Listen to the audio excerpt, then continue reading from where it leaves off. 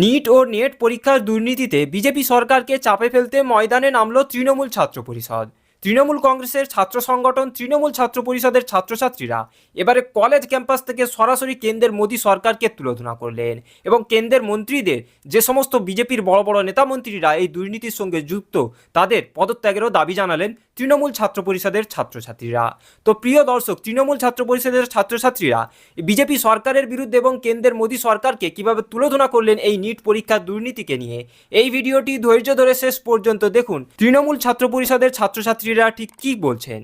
কারণটা হচ্ছে আমরা ছাত্রছাত্রীদের সুরক্ষার জন্য, ছাত্রছাত্রীদের স্বাস্থ্যের জন্য সর্বদা আমরা রাস্তায় নেমেছি। তৃণমূল ছাত্র পরিষদ সর্বদা লড়াই আন্দোলনে থেকেছে, সর্বদা সবার আগে গর্জে উঠেছে এই বাংলার মাটি থেকে। আপনারা বিগত দিনেও দেখেছেন যে কেন্দ্রীয় সরকারের বঞ্চনা যে শিকার হয়েছে বাংলার মানুষ, সেক্ষেত্রেও কিন্তু ছাত্র পরিষদই সবার আগে গর্জে উঠেছে। আজকে আপনারা জানেন এই নিট পরীক্ষায় যেভাবে দুর্নীতিগ্রস্ত হয়েছে কেন্দ্রীয় সরকার, যে নিট পরীক্ষা পরিচালনা করে তাদের দ্বারা যে নিট পরীক্ষায় যেভাবে দুর্নীতির শিকার হয়েছে, 24 লক্ষ ছাত্রছাত্রী যেভাবে পরীক্ষা দিয়েছে, তার মধ্যে আমরা দেখেছি একাধিক 67টা জন ছাত্রছাত্রী ফার্স্ট এসছে। এর কারণ কি? এই পরীক্ষায় যেখানে আমরা দেখেছি বিগত দিনগুলিতে যেভাবে এই নিট পরীক্ষাগুলোকে পরিচালনা করা হয়েছে, আজকে কেন্দ্রীয় সরকার ব্যর্থ এই নিট পরীক্ষা পরিচালনার ক্ষেত্রে। কিভাবে এখানেও দুর্নীতি চলে এসছে, তার জন্যই আজকে আমরা রাস্তায় নেমেছি।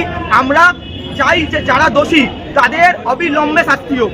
আমরা দেখেছি এই আমাদের এই পশ্চিমবঙ্গেও আছে সুকান্ত মজুমদার, তিনি শিক্ষামন্ত্রী, তিনি মানে প্রতিমন্ত্রী শিক্ষার, তিনি কেন্দ্রীয় সরকারের। তারকেও আমরা এখান থেকে এই সুরেন্দ্রনাথের গেট থেকে দাঁড়িয়ে আমরা দাবি জানাতে চাইছি যে যারা দোষী, যারা উপযুক্ত এই দোষী, তাদের অবিলম্বে শাস্তি চাই আমরা। যতদিন না শাস্তি হচ্ছে আমরা এই আমাদের আন্দোলন সংগ্রাম আমরা চালিয়ে যাব।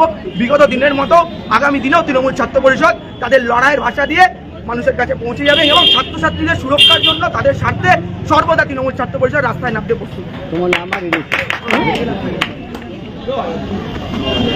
আমাদের মূলত দাবিটা কি বিক্ষোভ করার কারণটা কি?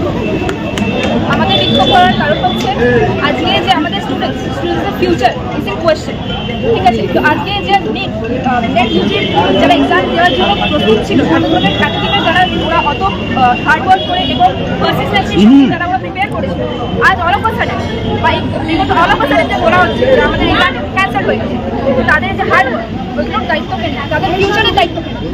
We want to ask Modi government who will take the responsibility of the students and their future.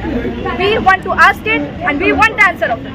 Until and unless we will protest like this and we will stand over here and we will continue to voice our voice. We will continue to be the voice of the students as well as we would ask that severe to the severe punishment should be given to the department who will be held that responsible.